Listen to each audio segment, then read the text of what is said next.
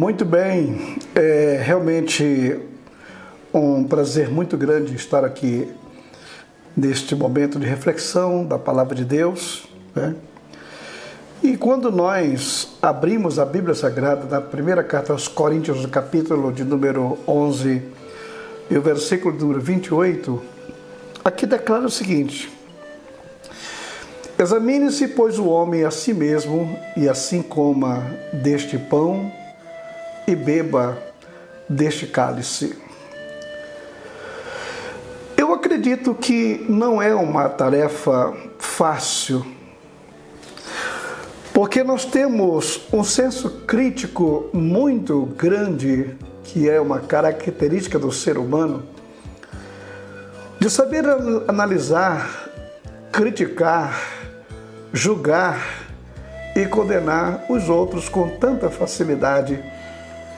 Nós somos muito benevolentes quando a falha está do nosso lado, quando somos nós os errados. E isto, com toda certeza, camufla muito aquilo que a palavra de Deus está nos ordenando aqui. Examine-se o homem a si mesmo. Não está pedindo aqui para que eu vá analisar A ou B, analisar uma outra pessoa, quem quer que seja, mas a mim mesmo. Agora, eu vou lhe dizer uma coisa. Para uma pessoa natural, porque você sabe que existem 3 classes de pessoas na Terra: tem o homem natural, o homem espiritual e tem o homem carnal. Essas 3 categorias, né? O homem natural é o homem aí do mundo, né? O homem espiritual é aquela pessoa que nasceu de novo, que aceitou Jesus como seu salvador pessoal. E o homem carnal é aquele que um dia foi natural, tornou-se espiritual e caiu e tornou-se carnal. O homem natural, ele se move quase que por instinto. O homem espiritual, ele procura as coisas do espírito, mas o homem carnal é aquele que volta a praticar as coisas erradas de maneira consciente.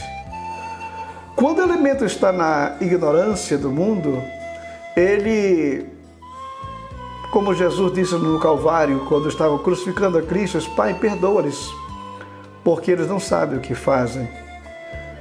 E diz ainda a Bíblia Sagrada que o homem natural, ele não sabe discernir as coisas, mas o homem espiritual, este sim. Agora, para o homem natural, fazer esta análise, como diz aqui Coríntios capítulo 11, versículo 28, é difícil, porque o homem natural, ele não enxerga os seus erros, não enxerga as suas falhas. Ele pratica as coisas pecaminosas de uma maneira tão natural que aquilo não afeta a sua consciência. Ele está roubando, está matando, está agindo violentamente, e para ele é um padrão de vida. Ele ainda chega a dizer: meu pai foi assim, minha mãe dessa maneira, eu nasci dessa forma. Então, para eles, agir dessa maneira é uma maneira natural. Então, para este homem fazer uma análise de si mesmo, segundo o espelho da Bíblia, é difícil, tá? Agora, quando o homem natural, ele nasce de novo, se torna um homem espiritual, então esta pessoa agora tem possibilidades incríveis de se analisar e de saber o que está fazendo. Ele reconhece o que é certo, reconhece o que é errado, ele reconhece naturalmente uma série de fatores que isso implicam muito no seu comportamento. Agora, eu não estou aqui para falar com o homem natural, não, e sim com o homem espiritual. E eu creio que você é uma dessas pessoas. Porém, a pergunta que eu faço é justamente esta: você tem essa possibilidade de se analisar e se descobrir que tem alguma falha, algum defeito, você se realinhar, você se, digamos assim, reprogramar, sabendo que o que você está fazendo não está certo. Ou você é aquele tipo de pessoa que exige tanto dos outros e esquece de você. Agora, quando eu disse que não é fácil, porque não é fácil para uma pessoa que ainda não nasceu de novo? Porque o Senhor, em toda a página do Novo Testamento, Ele procura falar com o homem espiritual, com aquela pessoa que nasceu de novo, que é uma nova criatura, que sabe o que significa ter a natureza do cidadão do céu. É com essa pessoa que o Senhor fala. Por quê? Porque para um homem espiritual, isto não é difícil. Não é difícil por quê? Porque o homem espiritual, o homem que nasceu de novo, ele é uma nova criatura. E essa nova criatura, ela é composta de uma natureza nova, diferente. Uma natureza que não concorda mais com o erro, que não concorda mais com o pecado. Ele não precisa ter um código de ética para dar olhando, olha, isso aqui eu não faço, isso aqui eu não faço. Não. Porque o comportamento do homem, da nova criatura, é de uma natureza que é antagônica ao pecado, que não concorda mais com as coisas que praticava outrora. As coisas pecaminosas, não, absolutamente não. Então, o cidadão do céu, ele agora tem uma nova mentalidade. Uma nova mentalidade. Quando o Senhor Jesus está falando ali no Sermão do Monte, quando ele fala ali, bem-aventurado os humildes de espírito, porque dos tais é o reino dos céus. Essa questão de humilde de espírito não é você andar aí pelo meio da rua de cabeça baixa, eu não sou ninguém, eu não sei por que eu estou aqui, eu não deveria nem estar aqui nesse lugar tão honroso, tão... Não. A pessoa que é humilde de espírito também não se evidencia pela capacidade intelectual que ela possui, pelo conhecimento bíblico que ela tem, não. Humilde de espírito é aquele cidadão do reino que reconhece o valor do outro. Ele está aqui na terra para servir o outro. A pessoa mais importante que existe neste mundo não é ele, é o outro.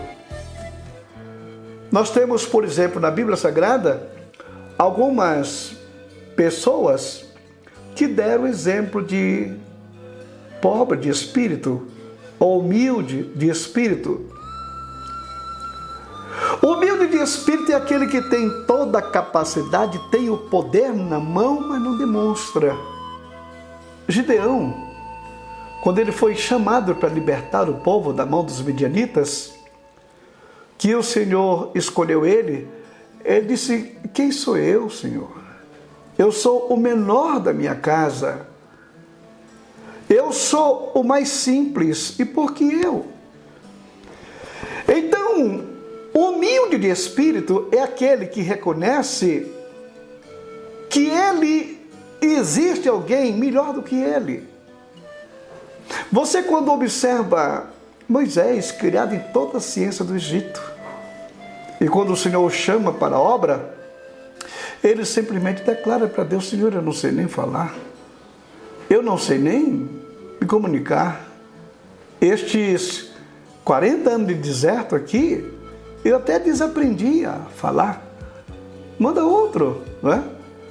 Então veja bem que o humilde espírito é aquele sempre, não é aquele presunçoso, aquele pomposo, Aquele que diz, eu sou, esse cargo é meu, esta postura é minha, essa posição, ela cabe perfeitamente no meu perfil. Não.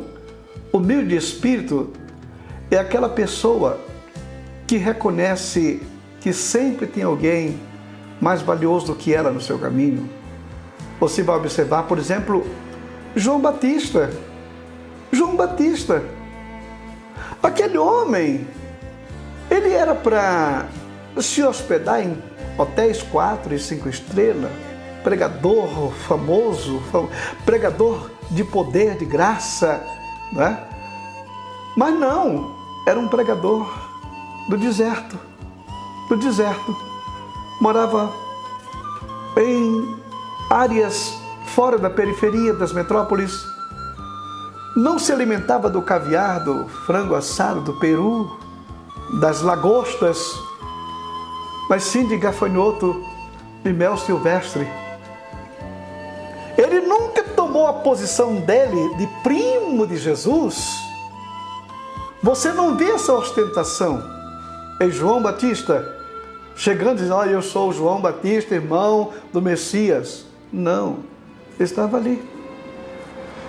Mas era aquele homem de uma fibra incrível, que podemos até imaginar João indo ao palácio para falar com Herodes, justamente para mostrar que o seu procedimento era errado. Acredito que aquele homem foi persuadido pela sua mulher, meu filho, não se meta nesse negócio dos outros, deixa os outros para lá. Não, nós temos uma responsabilidade. E ele, nem que custe a minha cabeça, eu tenho que dar um recado de Deus. Porque o outro, ele precisa também ser alcançado. E foi justamente essa qualidade de espírito que faz o homem ser humilde de espírito. Agora calcule. Jesus declara, bem-aventurados os pobres de espírito ou humildes de espírito, porque dos tais é o reino dos céus. Você pode imaginar o que vai ser o reino milenial? Você pode calcular o reino que o Senhor Jesus Cristo já implantou espiritualmente, mas quando ele se evidenciar fisicamente, que nós tivemos uma geração inteira de João Batistas, de Jeremias, de pessoas realmente que não colocava a sua posição na frente de nada. Um mundo em que a maior tarefa que eu tenho, a maior preocupação que eu tenho é de ver o meu irmão feliz, é de ver a felicidade do outro, é ver o outro ser honrado, é ver o outro ser respeitado, é ver o outro ser valorizado. É aqui que está a tônica do reino, que é composta de homens humildes, pobres de espírito.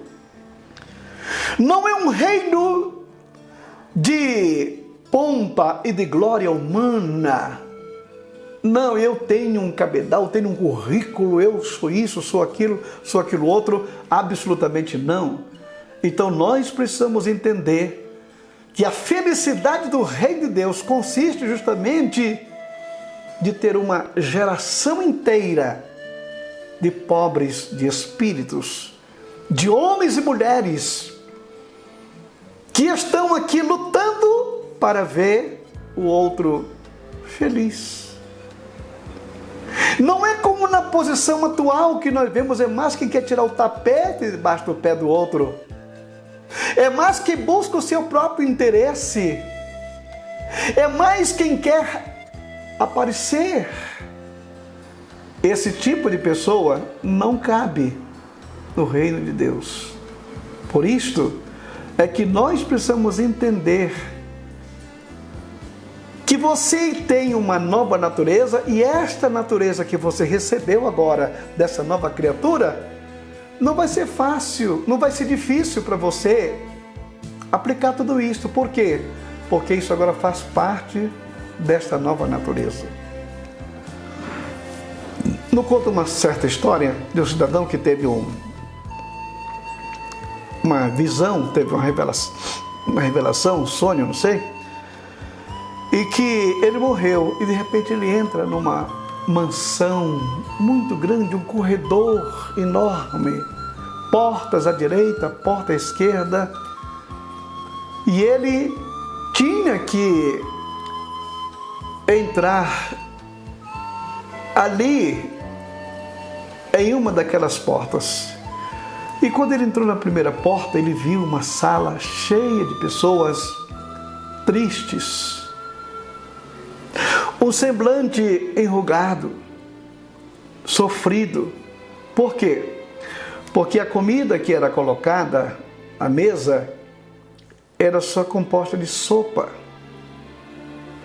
E foi dado para cada um deles um prato e uma colher. Só que a colher, ela tinha um cabo que era mais comprido do que o braço da pessoa, e ela não podia pegar no cabo da colher aqui no meio, tinha que pegar na ponta. Imagine uma pessoa meter a colher daquele tamanho num prato de sopa e colocar na sua boca. Aquilo derramava sopa, não comiam direito, era aquela tristeza, né? Ele saiu daquela sala e entrou noutra. E quando entrou naquela outra sala, ele viu a mesma cena. A sala repleta de pessoas, a panela de sopa aqui, cada qual com seu prato e com a sua colher, mas todo mundo sorridente, todo mundo feliz, todo mundo satisfeito. E quando olhou para o prato, já estava terminando a sopa. Aí foi quando ele observou que o elemento aqui, ele metia a colher no prato de sopa e colocava a colher na boca do outro. Aquele outro fazia o mesmo com ele. É justamente esta é a tônica do reino. A luta é para saber quem é que serve melhor. E você pode imaginar que Jesus Cristo, ele mostrou isso lá no princípio, quando ele disse, olha, quem quiser ser o maior, que seja o que serve. Aquele que servir melhor, aquele que mais for mostrando a sua humildade de espírito, é este que é o maior no reino dos céus. Foi o que Jesus disse com respeito a João Batista, que entre os nascidos de mulher não há nenhum maior do que João Batista. Justamente isso, porque era um homem que sabia, era um pobre de espírito, humilde de espírito, que procurava o bem-estar do outro. Que Deus nos conceda esta graça de sabermos como agir como cidadão do reino dos céus, dessa forma e desta maneira. Então pare de analisar os outros, analise a si mesmo e veja se você encaixa. Que Deus te guarde. Em nome de Jesus, amém e amém.